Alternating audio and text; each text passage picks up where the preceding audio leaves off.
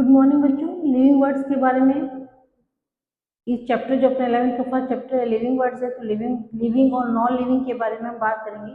आप लोगों को जैसे प्रीवियसली से पता होगा हमेशा से कि लिविंग कौन होते हैं। लिविंग वो होते हैं जो नरिश कर रहे हैं, जो रेस्पायर कर रहे हैं, जो एक्सक्रीट कर रहे हैं, उनको हम लिविंग कहते हैं। जैसे एक अमीबा है वो भी रेस्पायर कर रहा है, प्लांट है वो भी रेस्पायर कर रहा है, और ह्यूमन बीइंग है वो भी रेस्पायर कर रहा है। सेम नरिशमेंट सबको चाहिए, फूड वो इनटेक उनका भी हो रहा है। प्लांट है तो फूड मेड कर रहे हैं, अपने लिए बना रहे हैं, यूज भी कर रहे हैं वो भी। तो ये जो सिंपल डेफिनेशन है आपको पता है। एनसीईआरटी के अकॉर्डिंग चलना है हमें कि कौन कौन सी डेफिनेशन जो है एनसीईआरटी हमें दे रहा है। ठीक है, तो एनसीईआरटी हमें कैरेक्टरिस्टिक फीचर दे रहा है और एक डिफाइनिंग लिविंग बीइंग के दो टाइप के फीचर्स हमें बताएगा कि इससे हम डिफाइन करेंगे और इससे नहीं करेंगे। पहले अगर हम बात करते हैं तो ग्रोथ की बात करते हैं। लिविंग जो होता है वो ग्रोथ करता है ना। जैसे आप एक स्टार्टिंग करते हैं, एक अमीबा है, टूटती अमीबा की सेल और ग्रोथ करके और बड़ी होती है, उसके बाद फिर से ब्रेक हो जाती है। तो अमीबा की ग्रोथ और रिप्रोडक्शन सेम चल रहा है। ठीक है, तो ग्रोथ एक फीचर है जो लिविंग बीइंग का है। लेकिन क्या नॉन लिविंग थिंग्स भी ग्रोथ करती है या उनकी ग्रोथ डिक्रीज हो रही है? तो अगर हम एक देखें कि एक मिट्टी का टीला है, उसके ऊपर आती जाती है मिट्टी, आती जाती तो वो ग्रो कर जाता है ना। कोई कोई हिल है, हिल हिल के अंदर है, कोई बहुत बड़ी हिल है, वो धीरे धीरे डैमेज होती जा रही है। हम पढ़ते हैं कि ग्लेशियर जो है वो पिघल रहे हैं, ग्लेशियर जो है बन रहे हैं। तो ग्रोथ तो नॉन लिविंग के अंदर भी हम हालांकि लिविंग ग्रोथ करते हैं, लेकिन ये क्या कैरेक्टर है, डिफाइन नहीं कर रहा है। नॉन लिविंग भी हम ग्रोथ के बारे में ले लेते हैं, तो ग्रोथ कैरेक्टरिस्टिक फीचर में आएगा। सेकंड आता है रिप्रोडक्शन। क्या होता है रिप्रोडक्शन? कोई भी ऑर्गेनिज्म है वो अपनी ऑफ स्प्रिंग बनाती है। जितने भी प्लांट, जितने भी एनिमल्स, जो कुछ भी हम देख रहे हैं आज इस अर्थ पे, हम जितने भी क्रिएचर्स देख रहे हैं वो सारे के सारे रिप्रोडक्शन के थ्रू है। अगर रिप्रोडक्शन नहीं होगा लिविंग के अंदर तो वो एग्जिस्ट ही नहीं कर पाएगी, वो जो भी ऑर्गेनिज्म है वो एग्जिस्ट ही नहीं करेगा। तो रिप्रोडक्शन बहुत इंपॉर्टेंट फीचर्स है लिविंग बीइंग का। लेकिन क्या सारे लिविंग जो है वो रिप्रोड्यूस करते हैं? कुछ एग्जाम्पल देखते हैं, जैसे म्यूल, खच्चर, सुन रखा हो तुम लोगों ने। ह्यूमन ने बनाया इनको। Donkey male plus horse female, है ना। ये म्यूल है, ये रिप्रोड्यूस नहीं करता, स्टेराइल होता है। तो रिप्रोडक्शन एक फीचर नहीं हो सकता, क्योंकि अगर अगर हम कहें कि रिप्रोडक्शन करता है वही लिविंग है ना। अगर हम डेफिनेशन ये दे दें कि जो रिप्रोडक्शन करता है वो लिविंग है, तो फिर म्यूल तो लिविंग नहीं हुआ, है ना। खच्चर जो है वो लिविंग नहीं हुआ। अच्छा, और अगर हम ये कुछ इनफर्टिलिटी होती है कुछ कपल्स में, कुछ कपल हैं जिनमें इनफर्टिलिटी होती है, तो क्या हम उनसे कह दें कि आप भाई आप तो लिविंग ही नहीं हो? क्योंकि लिविंग का कैरेक्टर है, लिविंग का अगर डिफाइनिंग कैरेक्टर बोल दे कि लिविंग तो हम डिफाइन करते हैं जो रिप्रोड्यूस करता है उसी को लिविंग मानेंगे, तो इसका मतलब ये तो लिविंग नहीं हुए। तो इसका मतलब क्या है, लिविंग का कैरेक्टर ही हो सकता है, लेकिन लिविंग बीइंग की डेफिनेशन ये नहीं है कि रिप्रोड्यूस करेगा वही लिविंग है। ठीक है, तो ये बातें आपको समझ में आ रही है कि ग्रोथ है। अच्छा, एक होता है थर्ड जो अपने एनसीईआरटी में चल रहा है, मेटाबॉलिज्म। बहुत इंपॉर्टेंट है मेटाबॉलिज्म। हमारी बॉडी में सिंथेसिस होता रहता है, एनाबॉलिज्म होता रहता है, और कुछ ना कुछ डिग्रेड होता रहता है, कैटाबॉलिज्म होता रहता है ना। नए मॉलिक्यूल बनते हैं, नए प्रोटीन बनते हैं, नए फैट बनते हैं, कुछ पुराने होते हैं वो टूटते हैं, जैसे यूरिया बन रहा है, कुछ को एक्सक्रीट करना है, तो कुछ कैटाबॉलिज्म हो रहा है, कुछ एनाबॉलिज्म हो रहा है ना। ये बॉडी की दोनों रिएक्शन, यानी बॉडी के अंदर सिंथेसिस भी चलता रहता है और कुछ ना कुछ कुछ जो अपने सब्सटेंस है, कुछ बॉडी के अंदर जो कंपोनेंट्स हैं, कार्बोहाइड्रेट, प्रोटीन, फैट, इनका डिग्रेडेशन भी चलता रहता है, तो कैटाबॉलिज्म होती है। दोनों को मिला के मेटाबॉलिज्म, जैसे तुम जो पढ़ के आए हो, तुम रेस्पिरेशन पढ़ के आए हो ना, रेस्पिरेशन क्या पढ़ा था, C6H12O6 प्लस O2, रिएक्शन हुई CO2 6U2 plus 6H2O plus ATP, है ना, ये तुम पढ़ के आए हो। अब इसके अंदर ग्लूकोज और ऑक्सीजन CO2 और H2O बना रही है, ये मेटाबॉलिक रिएक्शन है जो हमारी बॉडी के अंदर हो रही है। अब इस रिएक्शन को हम एक टेस्ट ट्यूब में भी करवा सकते हैं, एक टेस्ट ट्यूब ली और लेबोरेटरी में भी अगर हम ग्लूकोज और ऑक्सीजन डालेंगे तो CO2 निकलेगी। और ये तुम केमिस्ट्री में रिएक्शन करते हो, बहुत सारी रिएक्शन होती है। तो मेटाबॉलिज्म कैरेक्टर है, लिविंग बीइंग का कैरेक्टर है कि मेटाबॉलिज्म लिविंग बीइंग में होता है, लेकिन मेटाबॉलिज्म जो है उसको नॉन लिविंग में भी करवाया जा सकता है। क्लियर है बात? तो मेटाबॉलिज्म कैरेक्टरिस्टिक फीचर आएगा इनका, लिविंग बीइंग का। तो डिफाइन किससे करें, क्वेश्चन है कि अब डिफाइन किससे करा जाए मेटाबॉलिज्म को, सॉरी लिविंग को। तो डिफाइनिंग फीचर में एक फीचर आता है हमारे पास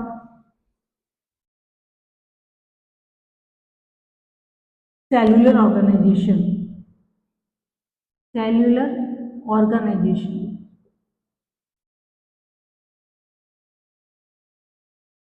यानी जो भी लिविंग है वो 101% सेल का बना होगा। सेल जैसे प्रोकैरियोटिक और यूकैरियोटिक। तो प्रोकैरियोटिक के अंदर हम बैक्टीरिया देखते हैं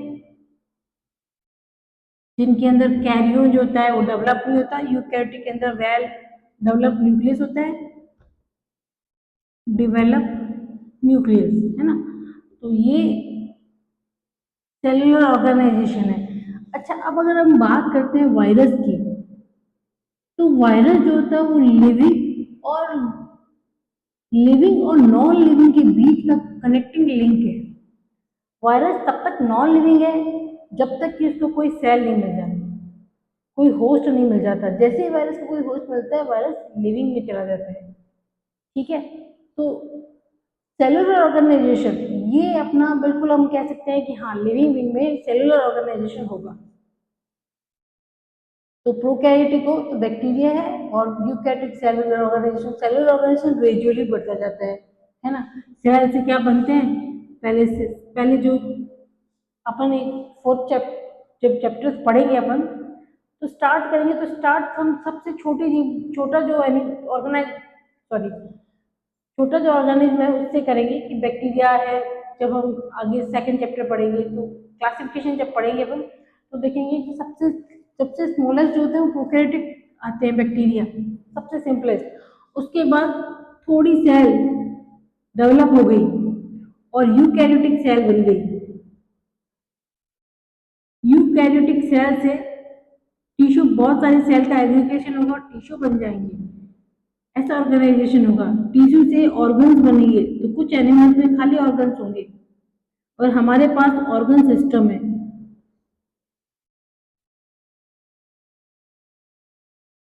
तो ये ऑर्गेनाइजेशन है।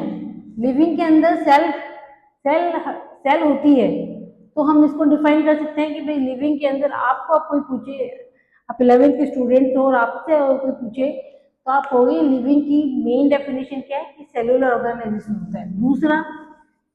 दूसरा होता है सेल्फ कॉन्शियस, यानी कॉन्शियस होते हैं।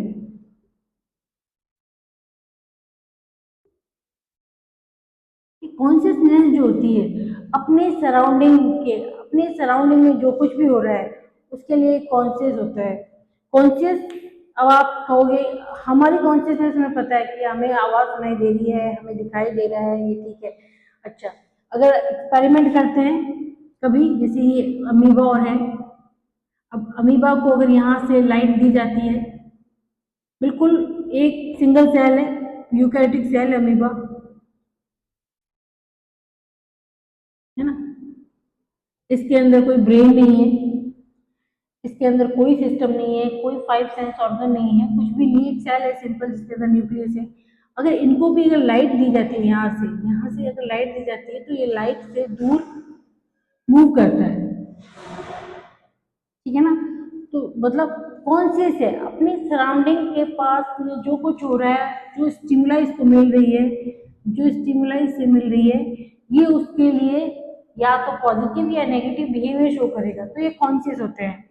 अच्छा, प्लांट भी कॉन्शियस होते हैं। प्लांट जो होते हैं वो या तो पॉजिटिवली, पॉजिटिव लाइट के लिए पॉजिटिव होते हैं यानी फोटोट्रॉप होते हैं, और या फिर नेगेटिव करते हैं, जैसे रूट है वो नेगेटिव जा रही है, या कोई plant touch me not plant है।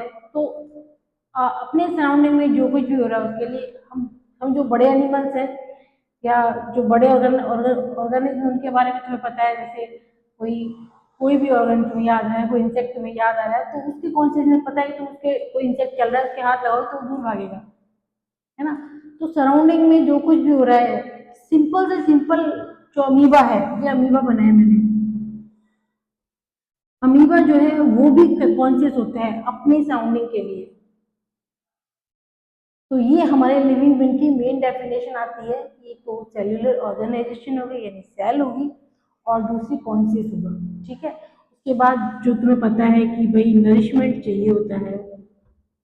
अच्छा, ऑक्सीजन सबको नहीं चाहिए होती है ना, एनएरोबिक एरोबिक रेस्पिरेशन भी होता है, लेकिन एनर्जी चाहिए होती है, फूड इंटेक होता है, और एक्सक्रीट भी करते हैं, ये अपनी सेल से सीधा एक्सक्रीट कर देता है। तो मेन डेफिनेशन तुम्हें एनसीईआरटी की याद रखनी है, ये दो बातें हैं, और दूसरे कैरेक्टरिस्टिक जो फीचर्स हैं वो भी याद रखना है कि हाँ ये इसके कैरेक्टरिस्टिक फीचर हैं। तो लिविंग बीइंग क्या हो गया, हम क्या बताना चाह रहे हैं लिविंग बीइंग से। लिविंग बीइंग की डेफिनेशन होती है कि एक तो सेल्फ कॉन्शियस होते हैं, ठीक है, दूसरा सेल्फ इवॉल्व होते हैं, और सेल्फ रेप्लिकेट करते हैं, खुद का रेप्लिकेशन बनाते हैं। रेप्लिकेशन को ही रिप्रोडक्शन कहते हैं, है ना, रेप्लिका मतलब कॉपी। तो ये लिविंग बीइंग होते हैं कि सेल्फ कॉन्शियस होगा, अपने आप इवॉल्व होता जाएगा, और उसके ये तुम ये प्लस में लिखोगे, तुम्हारा मेन आंसर तो आ रहा है कि सेल ऑर्गेनाइजेशन होता है और कॉन्शियस होते हैं। उसके बाद तुम लिविंग बीइंग की डेफिनेशन लिखोगे तो लिखोगे सेल्फ कॉन्शियस होते हैं, सेल्फ इवॉल्व होते हैं, और सेल्फ रेप्लिकेट होते हैं, अपने आप रेप्लिकेट हो सकते हैं, वो लिविंग बीइंग होते हैं, है ना। ये हमारे मेन लिविंग बीइंग के बारे में स्टार्ट हुआ। अब एक टॉपिक और है अपने, छोटा सा, बायोडाइवर्सिटी।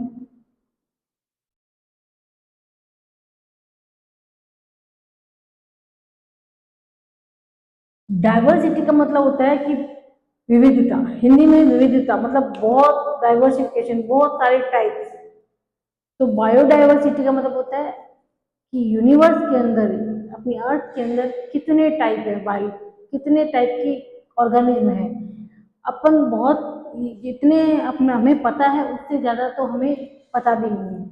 बात समझो, जितने हमने डिस्कवर किए हैं उतने अनडिस्कवर बाकी हैं, कितने ऑर्गेनिज्म है यूनिवर्स में, बहुत ह्यूज बायोडाइवर्सिटी है।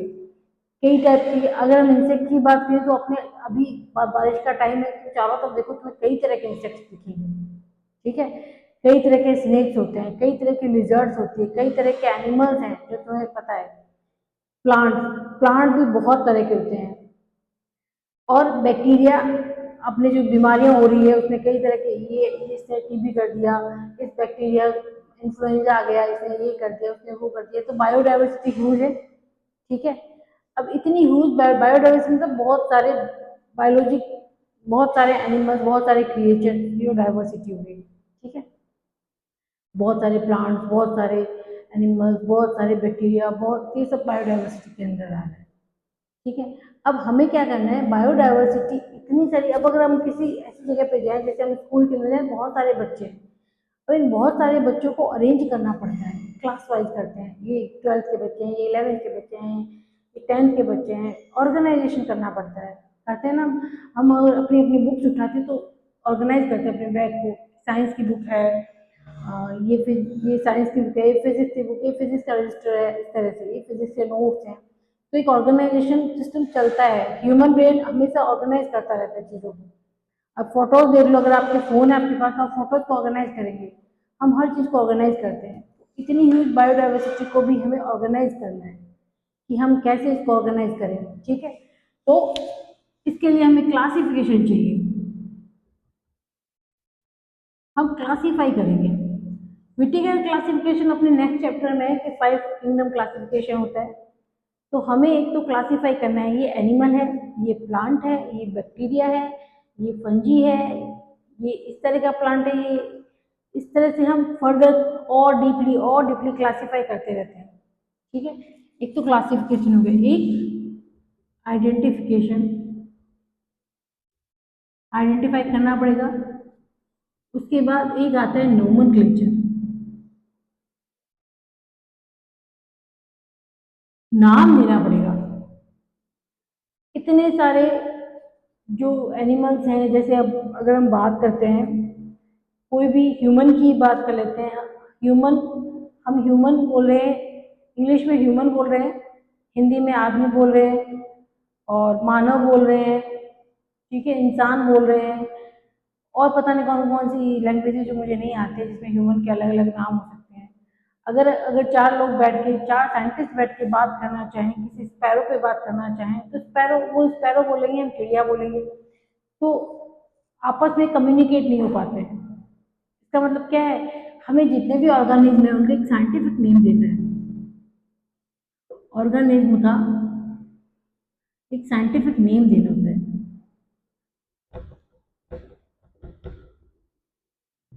नाम दिए जा चुके हैं, तुम लोगों को नहीं देने, तुम्हें सब याद करना है।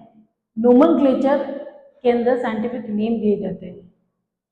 अच्छा, हम किस नोमेनक्लेचर को फॉलो करते हैं, हमें एक साइंटिस्ट है लीनियस, लीनियस ने हमें नोमेनक्लेचर, जो फिनोमिना है, जो फंडा है नोमेनक्लेचर का, वो हमें लीनियस ने दिया था कि भाई जितने भी ऑर्गेनिज्म को एक साइंटिफिक नेम दिया जाना चाहिए। ठीक है, साइंटिफिक नेम बाइनोमियल होते हैं,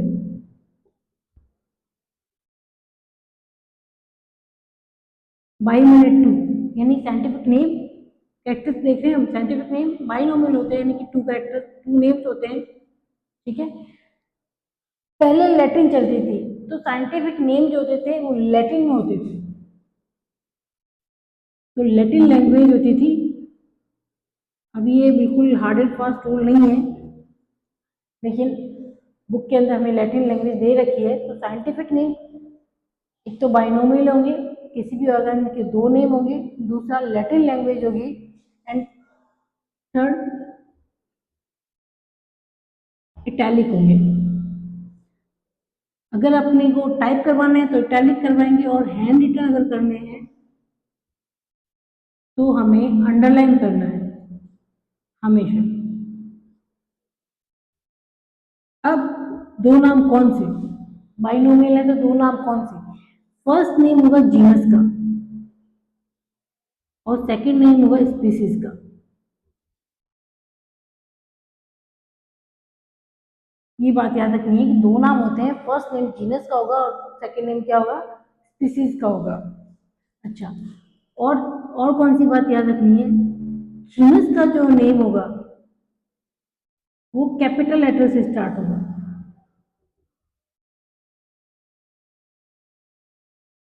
जबकि स्पीसीज का जो नेम होगा वो स्मॉल लेटर से स्टार्ट होगा। ये बातें आपको याद रखनी है। बहुत सारे क्वेश्चंस आएंगे, इस पे आपको नाम दिखाए जाएंगे, और आपको उसके अंदर बताना होगा क्या मिस्टेक की गई है, और या फिर आपसे 4-5 नाम लिखवा के और उसके उनमें आपकी मिस्टेक ढूंढी जाएगी, आपने सही लिखा है या नहीं लिखा है। तो ये चीज़ें हैं। क्या पढ़ रहे हैं, बायोडाइवर्सिटी। बायोडाइवर्सिटी मतलब ह्यूज ऑर्गेनिज्म है, बहुत सारे एनिमल्स, बहुत सारे प्लांट, बहुत सारे वायरस, बहुत सारे bacteria. We should classify there. तो हमें उसका क्लासिफिकेशन करना है, आइडेंटिफिकेशन करना है, उसके बाद हमें